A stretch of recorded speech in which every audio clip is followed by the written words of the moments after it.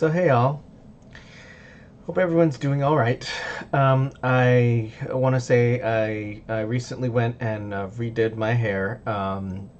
Normally I don't do it in February when this was filmed, or at least when I went and did it. It's March now. Anyway, I normally do it twice a year in January and July, but I kind of threw off my schedule a little bit when I went to go do it for a con I went to in late October. So now I'm kind of contemplating whether or not I'm going to stick to the twice a year cycle or keep doing it 3 times a year. And the plus side to 3 times a year is that it will always pretty much look good. Usually, when it gets to the month five ish, somewhere in late month five, it starts looking pretty faded. And, generally speaking, and if I do it 3 times a year, it'll never be more than 4.5 months between bluings. So it stands to be potentially like a good thing in that regard, and I know it does make me feel good. It's really important that I get it done. If I do it more often, I don't know if there's more or less chance that it'll be difficult to get it done sometimes. I mean, so far every time I've gone in, they've almost always had my color. There's only once that they haven't. And there's also oddity that came up this time anyway, at least I suppose it was inevitable. But I came in at about the same time as somebody else looking to get their hair colored. Now, obviously, it wasn't the same color as me, but it was the first time that I think basically I had had somebody else be doing my hair dye job, which was different. But I mean, it was, worked out just fine. It was just kind of, and I expected that they would have more than one person that would know how to do how to color hair, but it was also the first time that I hadn't had the same person do my hair. So it kind of, I guess, opened it up to the greater likelihood that if I go in that somebody can do it. And also that, I don't just have like one person that just always does it. So I mean, it worked out. They had my color 9 times out of 10 that I think I've done it, and it's usually pretty well set up. Um, so in that regard, I did it just so that when I go in July, that it'll be sufficient time will have passed that it'll be a good time to redo it. And then at that point, I'll reevaluate for sure whether or not I want to stick with the twice or the 3 times a year. So one quick thing I do want to say with regards to what's going on in the news lately is make sure that you get vaccinated, that you urge other people to get vaccinated because it's really important. And I know nobody else wants another pandemic, but the best way to prevent that, the best way to keep everybody healthy is to get vaccines. They're safe, they're proven, they have scientific evidence behind them. It's just, I mean, we have virtually eliminated diseases because vaccinations is at such high of a vaccination rate. And when it falls below the threshold, that's when stuff comes back. And trust me, you don't want to be the one that catches these things. Um, I think that it's important that everybody just make sure that they do that and that they encourage others to do that and do the reading.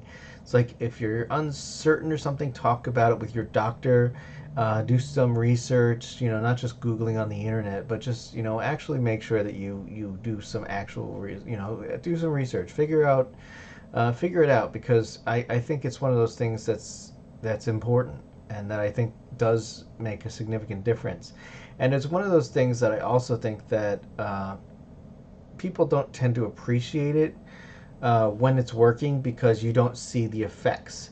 But usually by the time you see the effects in a large enough part of the population, it's already too late for it to make a difference. It's like if you remember how it was during the pandemic when everything was shut down and you couldn't go anywhere and the concerts weren't happening and so on. It's like, don't let that happen again.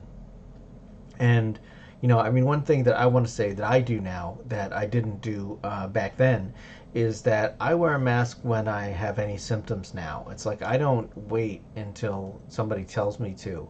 And it's like it never should have been politicized. It isn't a political issue. It's a health issue, okay? I mean, just it's something I never did before the pandemic, just because I never knew. I mean, nobody ever told me that this was a good idea, and it makes sense. You know, it keeps germs and other stuff from getting out onto other people and onto things and infecting people, and it's smart. It's I mean, I still have my mask for the pandemic. I take them everywhere I go.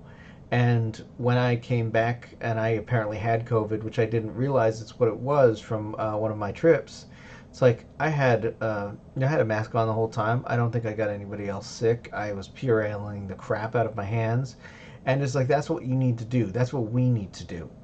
So I strongly encourage you, if you don't have a mask, make sure that you get one just in case. That if you have your mask for the pandemic, good for you.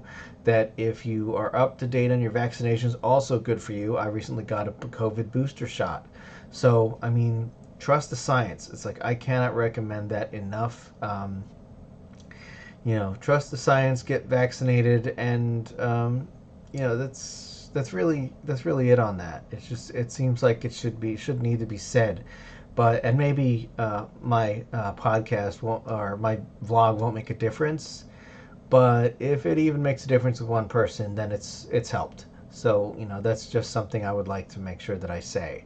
In writing news, I've kind of been working on a different project just to kind of keep momentum. I need to do better, but I'm trying to shut off the whole, encourage good habits and shut off the whole hesitation to work on things that aren't going well and such. So, it's all stuff that I need to just make myself do, and it's all things I need to work on, and it's all stuff that will get done eventually. But it's all it's a step in the right direction. It's progress, and it's like I have to remember. It's like it doesn't have to be perfect the first time. It may not be perfect the first time. It probably won't be, and that being said, just still need to do it, and hopefully increase my output in general. And just I mean I know a good portion of it is sitting down and doing it and getting it done and focusing. So writing news, I'm working on the Lucy Kate story right now, kind of getting that a little more progress in that, just to work on something.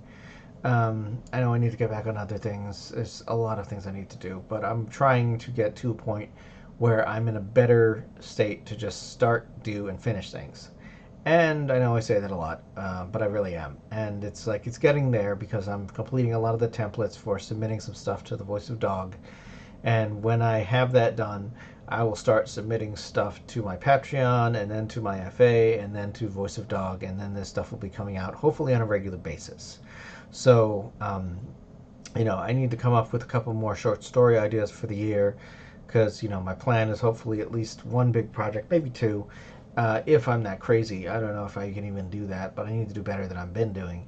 And about six-ish short stories a year at least would be good. Just one every 2 months. Just so that I have stuff that's constantly coming out, just so that I have things that I can fill in the gaps to larger stories, just things, just whatever. Because I do want to I do have a Pride Month story that's in the pipeline that I want to put out because I think, especially now more than ever, we need LGBTQIA plus stories. It's really important because when series like Disney's Win or Lose or whatever that, because I honestly don't know what it is, but when series like that drop transgender stories, it makes it that much harder, and it really is insulting that so many larger things are doing stuff like that just to appease somebody who doesn't deserve appeasement. I mean, I'm just going to say that trans stories are important, that LGBTQIA stories are important, that just, stories in general are important, that all this stuff matters, that it doesn't impact anyone negatively for having these things be out there, because it's just like there are things that I notice about shows that I used to watch as a younger person that I never noticed until I had the benefit of future experience to know that this is how they did things in these days, and they weren't always necessarily a positive. I mean, shows are a product of the time they're produced, and it's, change takes time, but media stories and stuff like that does have an effect on society and its expectations and its attitudes. And no more is that more clear than in a visitor's book that I've been reading about women in Star Trek. And I really think it's important that if you're interested, that you pick it up, that we have these conversations, that these things, especially now, get talked about. But that being said, video news. Today it's probably going to be a comparatively, a busy-ish slash day. I'm working on a vlog as per usual. I'm going to be working on some audio for some reviews that I need to get into the pipeline, because I need to record the audio for When the World Was Young, and another book that I finished. I can't remember right now.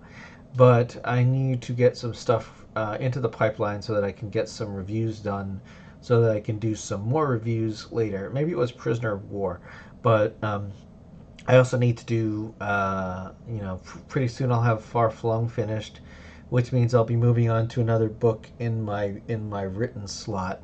Right now I have, which I guess dovetails nicely into the books I'm reading, because I'm reading Far Flung, Utunu's second novel. I'm 55 pages from the end, so hopefully in another couple of weeks I should be done with that one, and then I can move on to the next book from there. Let's see. I am reading Open a Channel, which, as I mentioned earlier, is Nana Visitor's book about women in Trek.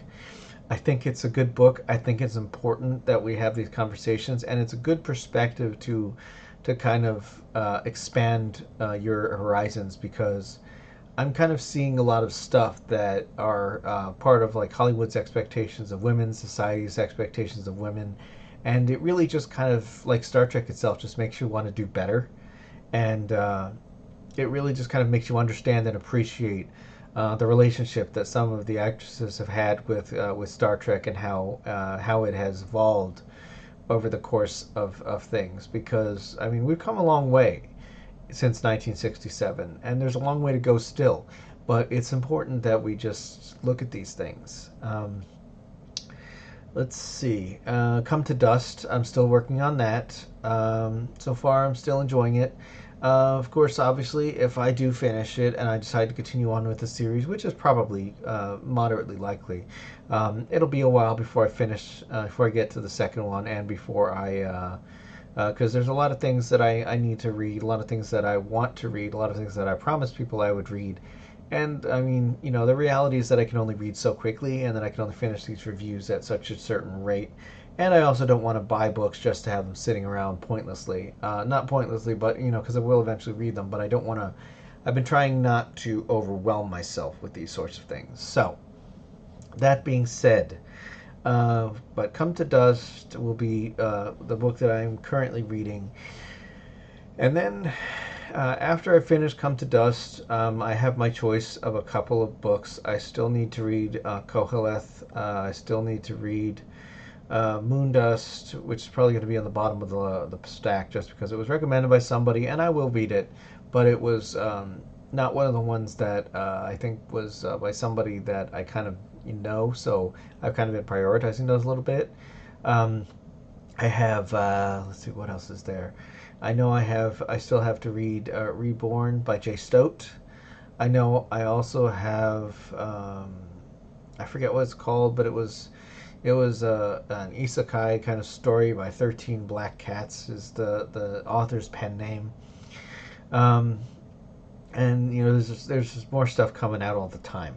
Now, depending on how things go, I may start making some reviews as well of furry VNs. I still need to do a Changeling Tale, which, if so, will probably be the first. At some point, I do want to replay a couple of other ones that I went through, because at the time I didn't think to collect screenshots. But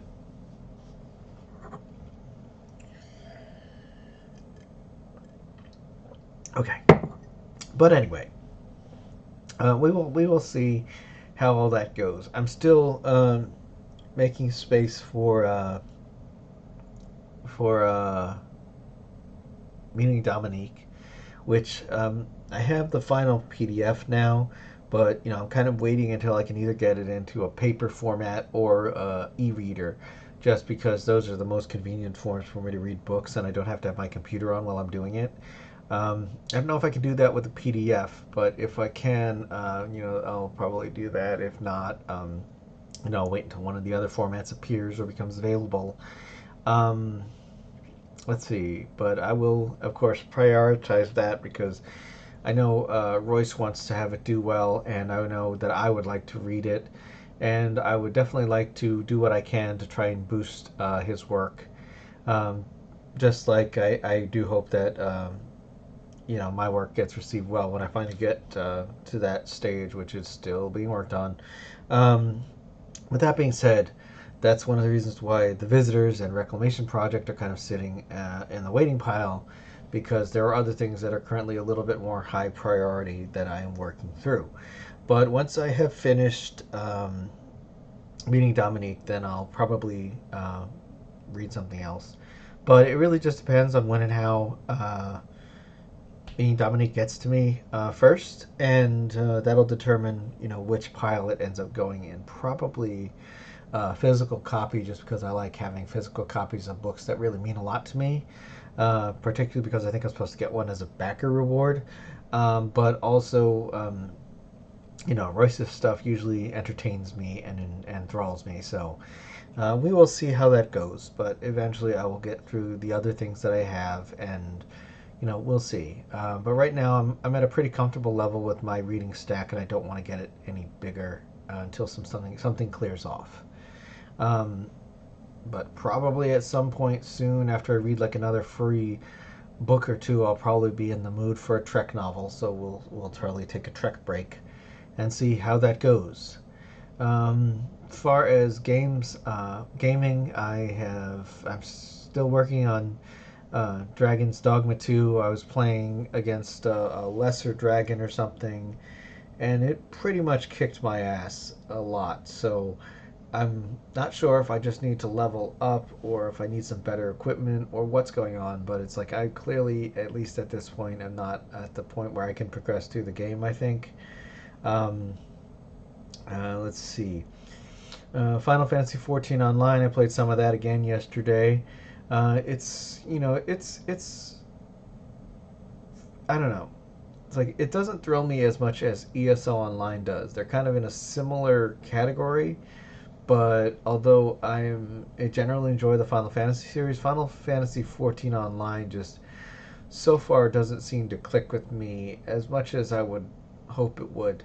I guess part of it is just because a lot of the quests, none of the game, well, very little of the game is actually voiced, which I guess makes sense because that takes a lot of memory and energy and stuff. And I guess it's just that I don't really feel engrossed in the story as I do with ESO and with the other stuff. It just seems like it's not a bad universe, but it doesn't really feel, I don't know, it feels kind of more compartmentalized, whereas ESO sort of feels like a functional, breathing world where you can wander around. It's like Final Fantasy XIV has like little zones that you can move in and out of, and I mean, I guess that it just kind of reinforces that this is like a game and less of a world of sorts. Because I know that Fallout 76 doesn't really have that. With ESO, it's kind of a little less obvious.